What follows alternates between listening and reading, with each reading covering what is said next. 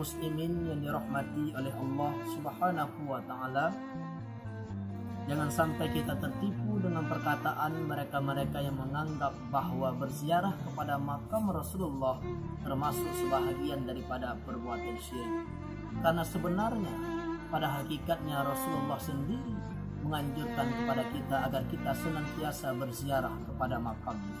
Sebagaimana disebutkan di dalam kitab Irsyadul Ibad karya Syekh Zainuddin Al-Malibani, disebutkan bahwasanya Rasulullah pernah berkata, "Man hajja fazara qabri," barang siapa yang berhaji kemudian dia berziarah ke makamku, kana kaman zarani fi hayati, adalah dia seakan-akan telah berziarah padaku semasa hidup.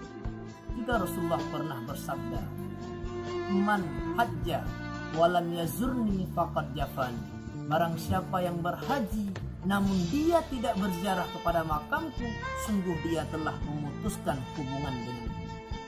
Juga Rasulullah pernah berkata, "Man zara qabri wajabat lahu syafaati," barang siapa yang berziarah kepada kuburku, maka wajiblah untuknya mendapatkan syafaatku di hari kiamat kelak. Kaum muslimin yang berbahagia, itulah beberapa keterangan yang telah disampaikan oleh ulama-ulama yang sangat mulia. Semoga kita tidak tertipu dengan perkataan aliran-aliran yang menganggap bahwa berziarah kepada makam Rasulullah termasuk perbuatan yang syirik, yang bid'ah, yang tidak dianjurkan oleh Rasulullah SAW.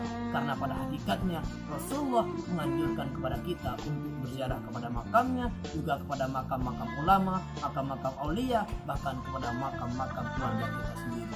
Semoga bermanfaat apa yang telah kita dengarkan. Mungkin cuma sekian.